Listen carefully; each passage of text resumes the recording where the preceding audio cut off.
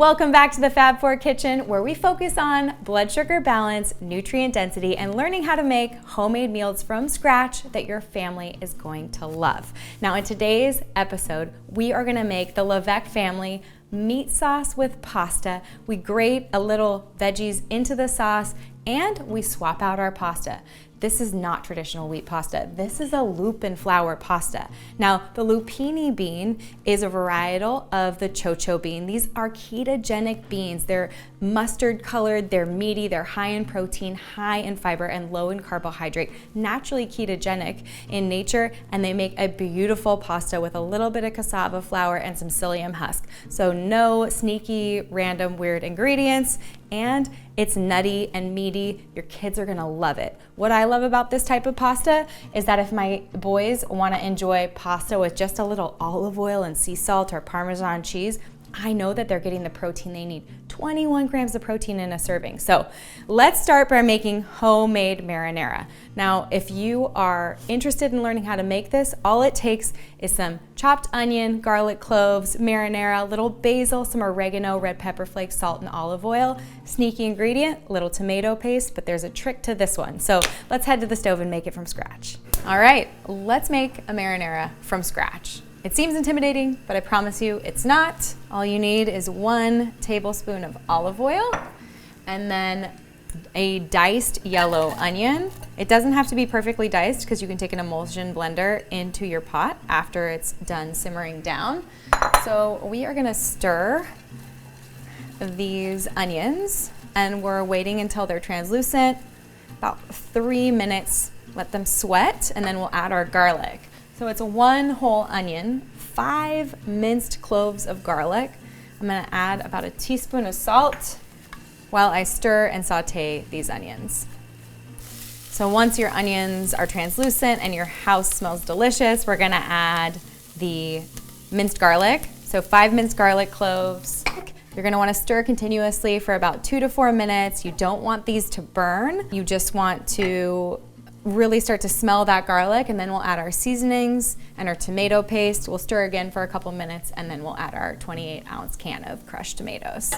So next we're gonna add our tomato paste. I love a tomato paste tube because you can put the cap right back on and put it in your fridge. Most recipes are calling for a tablespoon or a teaspoon.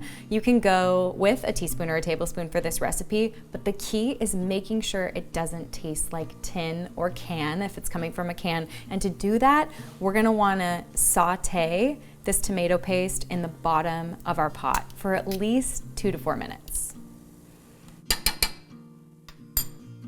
Got the heat on medium-low, and I am just gonna stir until that bright red turns a little bit brown. While you're stirring your tomato paste, you can add your oregano, your red pepper, and your basil. So about a teaspoon to a tablespoon of your oregano. If you like it hot, go with a large pinch of red pepper flakes. I'm gonna go on the small side. We're gonna keep stirring this. Don't want it to burn to the bottom. But again, we don't want that raw tomato flavor to come through. There we go. When in doubt, turn it down.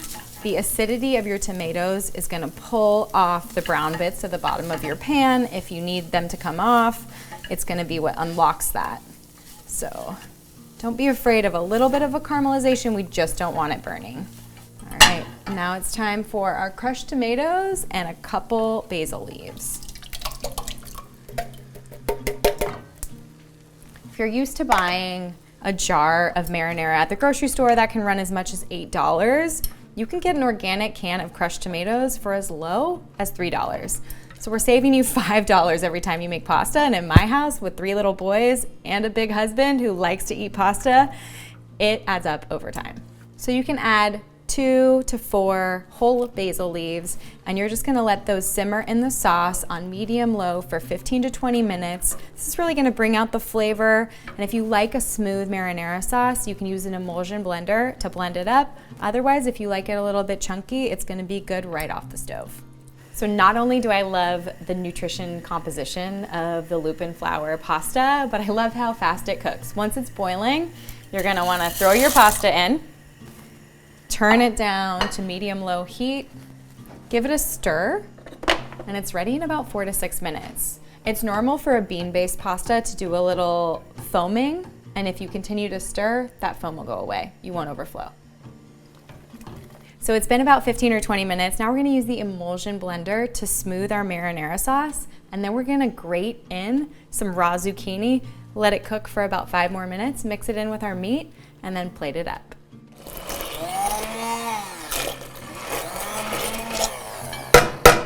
There we go. Homemade perfect marinara. It's so good. I've got our homemade marinara going over our sauteed ground beef. I'm using a grass-fed ground beef, a pound, just simply salted. Add our homemade marinara. Mix it up, let it saute for a few more minutes. Add that zucchini and then mix it up with our lupin flour pasta. Anytime I make a meat sauce for my boys, I always buy a zucchini or a carrot and I use my grater and I grate that veggie directly into the pan, mixing it up, and they're getting all that added fiber, vitamins, nutrients, and I don't have to do any extra work. Next up, we just add the pasta right into that bowl. Mix it up to coat.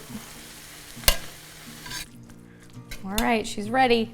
I just love this pasta dish for my family. It's 1 pound of grass-fed beef plus a box of Chef's Kiss lupin flour pasta, and it makes 4 servings of 35 grams of protein, over 15 grams of fiber. Most of that is coming from the lupin bean flour pasta, and it's just delicious. We've added that zucchini, there's onions, tomatoes, garlic. My house smells amazing, and most importantly, it tastes delicious.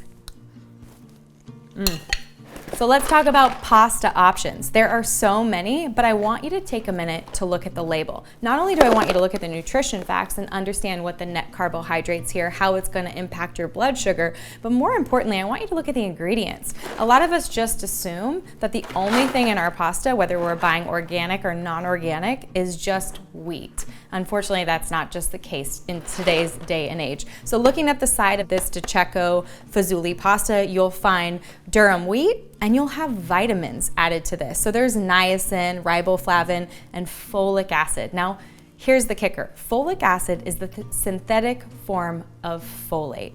Now, folate's what's natural in nature. It's in foliage, think leafy greens. It's what's so important during pregnancy. When we talk about folic acid, this is the synthetic version of folate. And if you have the genetic mutation MTHFR, which more than 50% of Americans have, this type of vitamin isn't methylated and it's hard for your body to detoxify on a cellular level. So we want to steer clear of any foods that have added vitamins, especially if they're poor quality synthetic forms like folic acid. Now, if we're talking about the organic version, great, you want to go with a wheat pasta, you're going to find that it's mostly carbohydrates. It's going to cause your blood sugar to go up.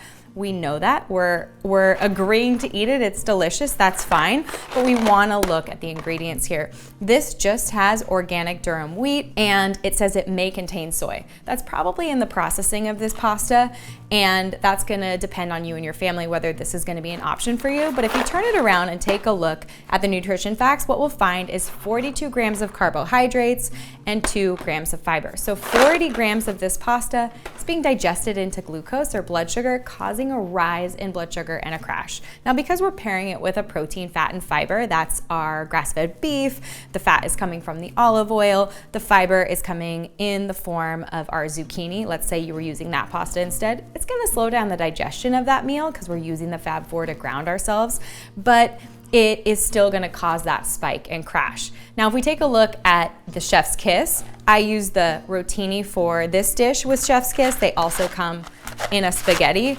This is the lupin flour pasta. So lupini beans are in South America, they're in Australia, they're products of Italy, they're normally around the Mediterranean as well. They are a ketogenic bean that's high in protein, high in fiber, and low in carbohydrates naturally. Now, the ingredients in Chef's Kiss pasta includes lupin flour, cassava flour, and psyllium husk. So you're gonna get a little bit of a spike in that cassava flour, but when we look at the total carbohydrates, it's 35. And we subtract out the dietary fiber here of 12 grams, then we're left with 23 grams of net carbohydrates, which is half as much as what we're getting from our traditional pasta, plus we're getting those 12 grams of fiber, and here's the kicker, you're adding an additional 12 grams of protein because the lupini bean, or the lupin flour in this pasta, is only protein. So if you've followed me for a while, you know that I love lupini bean varieties, from the lupin flour in the pasta to the lupini bean snacks that Brahmi makes. These are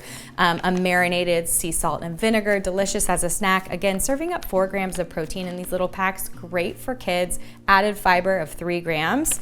But you also will know that I love the chocho variety. So chocho bean is a variety of the lupin bean, or the lupini bean, and these beans are mostly from South America. The only difference is they're more bitter. So you get a sweet lupin flavor, or lupini. It's gonna be kind of nutty and sweeter. The chocho bean, a little more bitter. But when you soak or sprout this type of a bean, which is what we do in processing our plant-based Be Well protein powder, you get rid of that bitter alkaloid flavor and you get all that protein. So 1 scoop of this protein powder is 20 grams of protein and 8 grams of fiber. So again, that chocho or lupini bean, you're gonna start to see that on the shelves more often. It's a great option in pasta and crackers and protein powder. Naturally, as a snack, they have to do very little to it to enjoy it, and it's mostly protein and fiber. So not only have we lowered the net carbohydrates of this meal by close to 20 grams, but we've upped our protein by an additional 12 grams. So if you were using a traditional pasta, this would be about a 20-gram protein serving. We're making it 34 grams, adding that fiber, adding that delicious flavor. So that's how you plate up a Fab Four pasta dish. We've got grass-fed beef as the protein. We have the fiber in the pasta, the zucchini, the tomatoes, and the lupin flour pasta. And then we have the fat in that olive oil and the fat present in grass-fed beef, and then the greens in the zucchini and the added basil on top. This is a great dish to serve up to your family, anyone looking to hit protein goals. It makes 4 servings of 34 grams apiece. You can't go wrong here, and it's basically all whole food proteins. The goal of these recipes are to help you level up your nutrient density, learn how to balance your blood sugar, and make simple swaps for big changes. If you feel like you've made that today, don't forget to hit the subscribe button and share with your friends.